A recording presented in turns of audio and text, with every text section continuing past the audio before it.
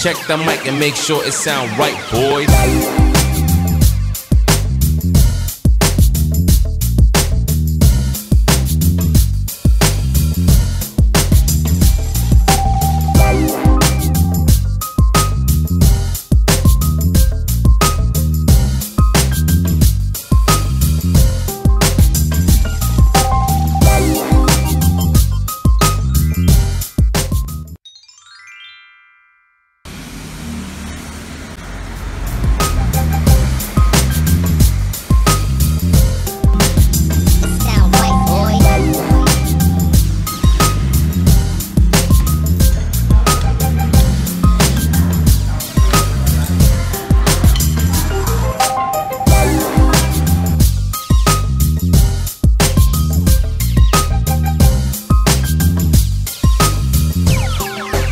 It sound right, boys.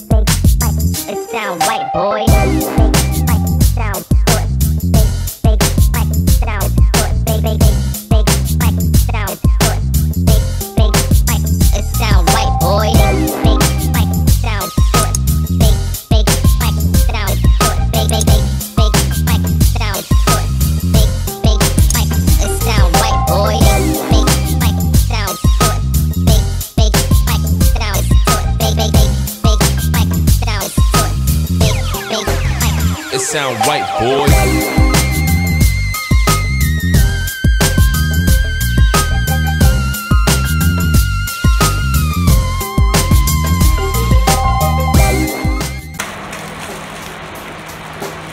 Check the mic and make sure it sound right, boys.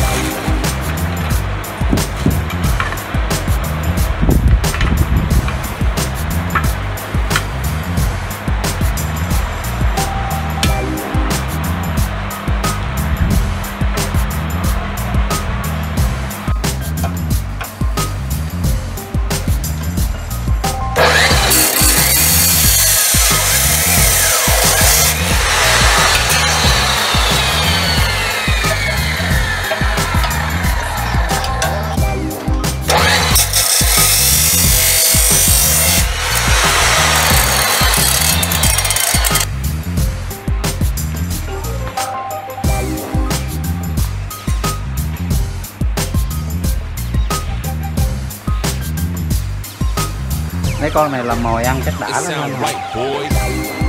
Dĩa mồi mười mấy triệu không?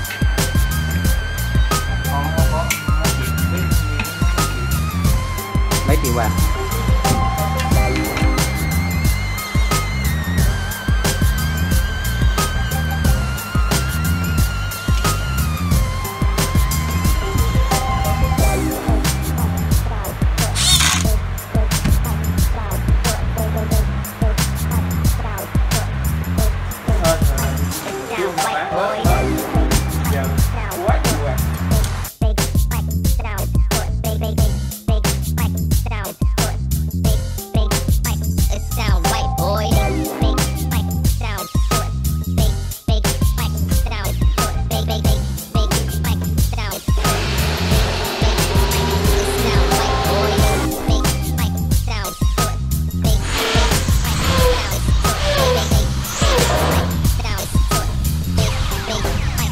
Sound right, boys.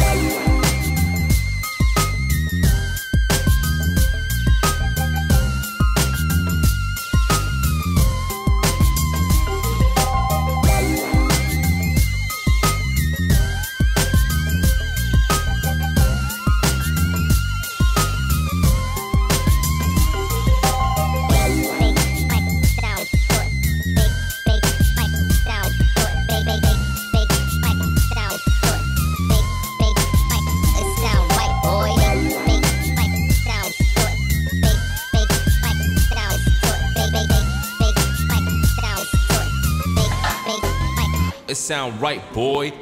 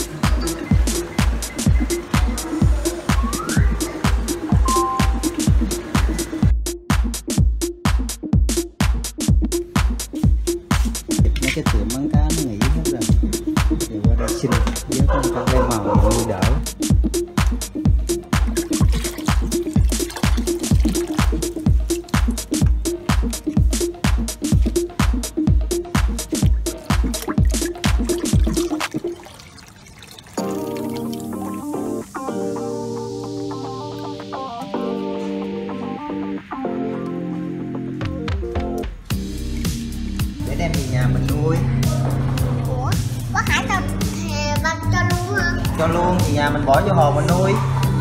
Cầm bằng này hơn. Ừ, cầm đem về nuôi. Trái tim ta là hồng tim bơm.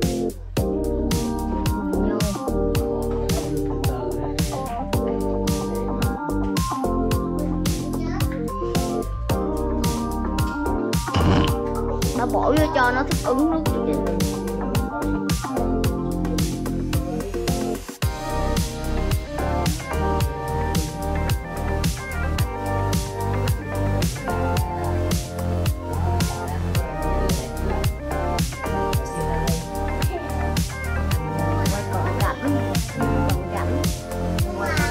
Bà ấn cái này để con coi màn hình để con biết nó như thế nào.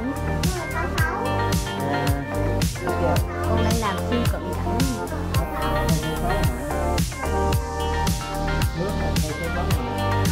Nó xoáy.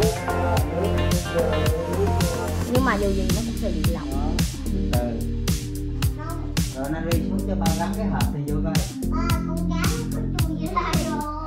Đi xuống cho ba gắn cái hộp. Nó chui vô nhà mới không? Con cá nó bự kìa.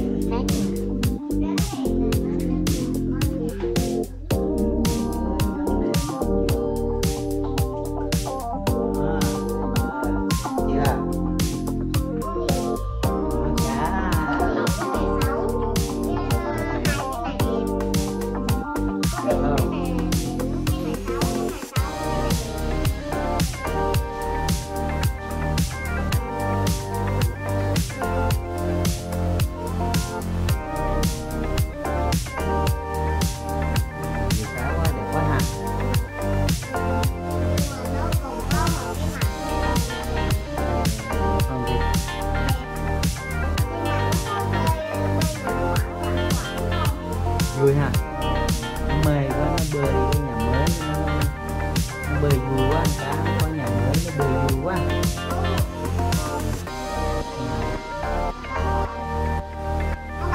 Ê, con cá mẹ đó. Con cá mẹ. Con cá mẹ nó có bầu, nó bự, nó sẽ đẻ ra nhiều cá con đâu. Biết cá này cái gì không? Cá bảy màu á. Cá bảy sắc cầu vồng á. Để lại tắt đèn hết coi cái hồ cá có đẹp không nha. Đó, có đẹp không? Trời ơi, đẹp quá hả?